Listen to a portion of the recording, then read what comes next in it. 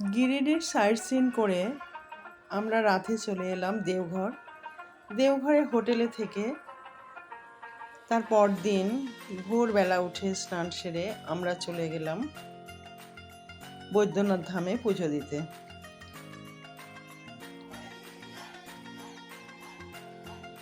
বৈদ্যনাথ মন্দির হিন্দু ধর্মের 12টি পবিত্রতম জ্যোতির্লিঙ্গের অন্যতম। ত্রেতা যুগে রাবণের তপস্যা ও লঙ্কার শিবলিঙ্গ নিয়ে যাওয়ার পৌরাণিক কাহিনীর সঙ্গে এই ধাম যুক্ত।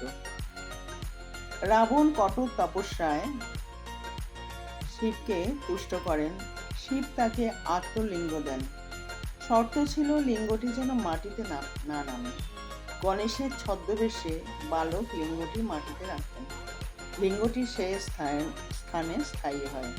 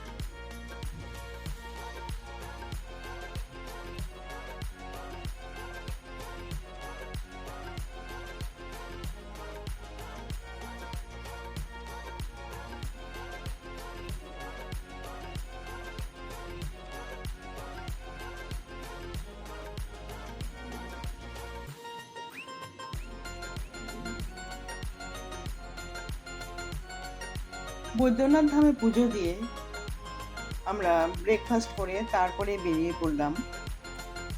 এবার আমরা এসে পৌঁছলাম শ্রী শ্রী ঠাকুর অনুকূল চন্দ্রের আশ্রম। তো আমরা আশ্রমটা ঘুরে দেখে নিলাম। খুবই সুন্দর আশ্রমের ভিতরকার পরিবেশ, শান্ত।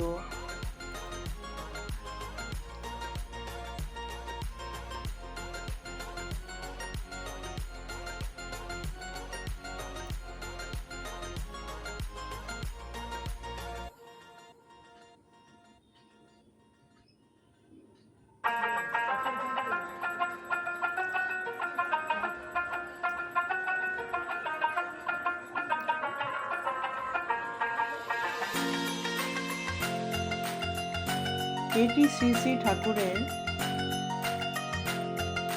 ধ্যান কক্ষ, শ্রী অঙ্গন।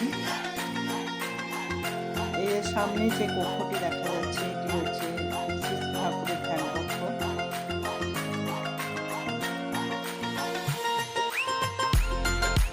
ছোটবেলা থেকেই তিনি ছিলেন মানব সেবা এবং আধ্যাত্মিক ভাবাপন্ন। কলকাতার ন্যাশনাল মেডিকেল স্কুলে হোমিওপ্যাথি নিয়ে পড়াশোনা করেন। তিনি অভাবী মানুষের সেবা করতেন এবং নিজের পরীক্ষার্থী অন্য ছাত্রকে দিয়েছিলেন।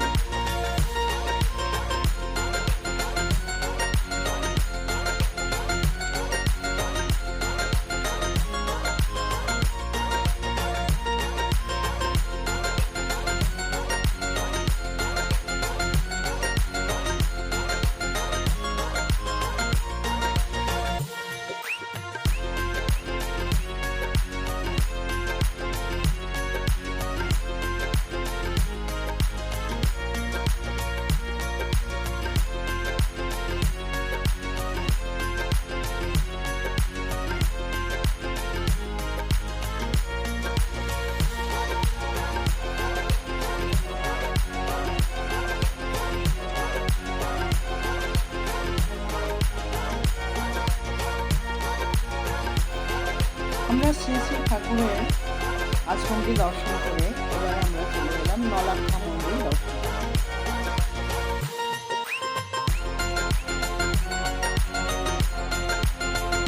এটি নলাক্ষা মন্দির। এখানে জুতো খুলে উপরে উঠতে হয়, জুতো খুলে প্রবেশ করতে হয় মন্দিরে।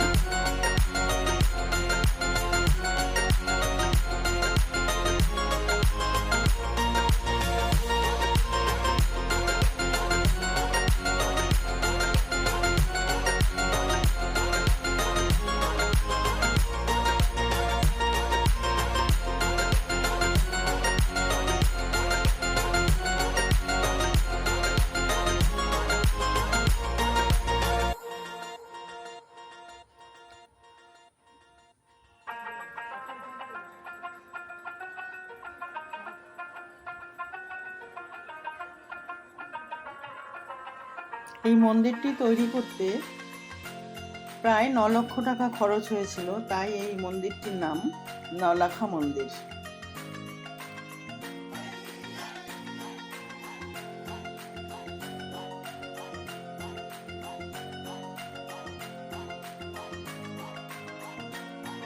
এই মন্দিরটির উচ্চতা ১৪৬ ফুট। এটি প্রতিষ্ঠা করেছিলেন পাথুরিয়া ঘাটের রানী চারুশীলা। আমরা নলাখা মন্দির দর্শন করে এবারে চলে এলাম তপোবন পাহাড়।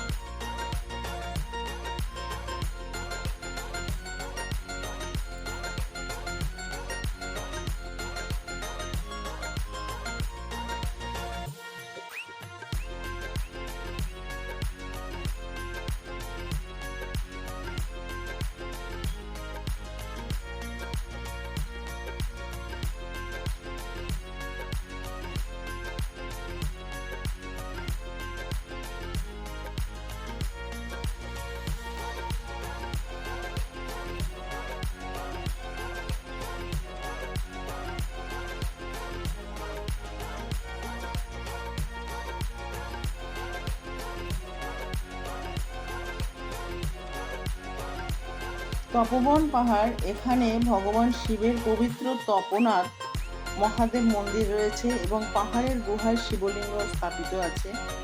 পৌরাণিক বিশ্বাস অনুযায়ী এখানে ঋষি বাল্মীকি ও রাবণ তপস্যা করেছিলেন।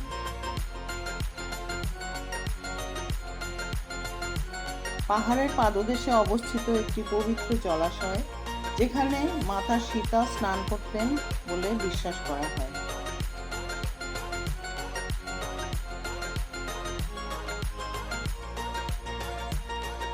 বিশাল এক পাথরে ফাটা দাগ রয়েছে, যা হনুমানের আঘাত বলে জনশ্রুতি আছে।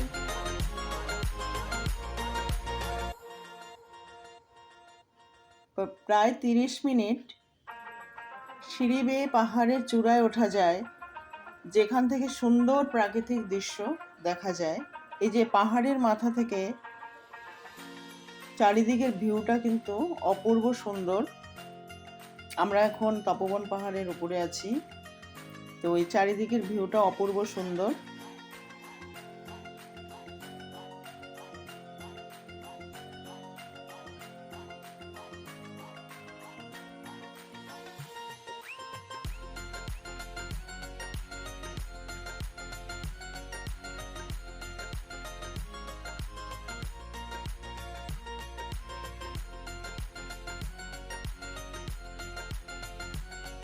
এই পাহাড় থেকে নামার একটি বেশ রাস্তা রয়েছে, যেটা পাহাড়ের গুহার ভেতর দিয়ে দিয়ে নামতে হবে, তবে সিঁড়ি দিয়েও নামা যায়।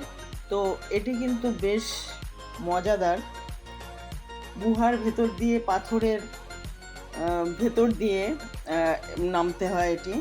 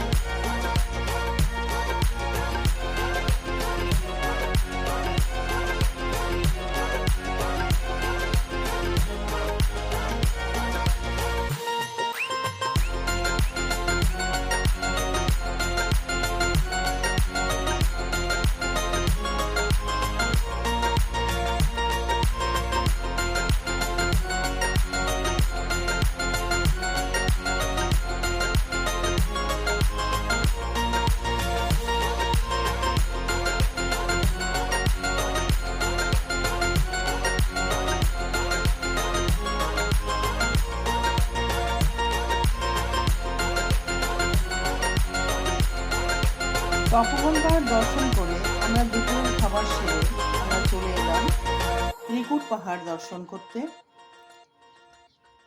তো ত্রিকুট পাহাড় এটি 3টি প্রধান শৃঙ্গের জন্য নাম হয়েছে ত্রিকুট পাহাড়। আর পাহাড়ের ওপর ত্রিকুটাচল মহাদেব মন্দির অবস্থিত রয়েছে এবং এই প্রাচীন যে মহাদেবের মন্দির তার উল্টো দিকে রয়েছে মা পার্বতীর মন্দির।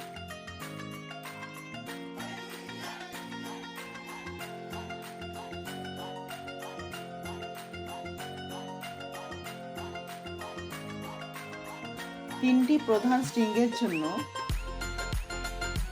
এটির নাম হয়েছে ত্রিকুট পাহাড়।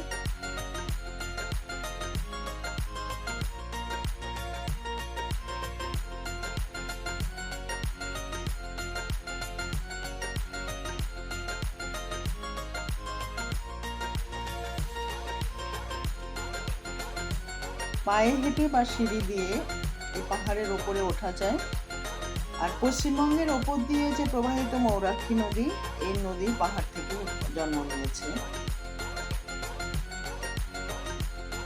আর এখানে ত্রিকুটাচল মহাদেব মন্দির এবং ঋষি দয়ানন্দের আশ্রম রয়েছে।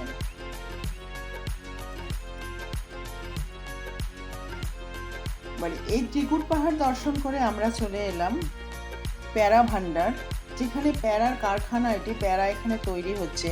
এই যে প্যারার যে কিচেনে দেখুন এই ক্ষীর যে পাক দেওয়া হচ্ছে, ক্ষীর তৈরি হচ্ছে এখানে প্যারা তৈরির জন্য। তো এখান থেকে আমরা কিছুটা প্যারা সংগ্রহ করে নিলাম।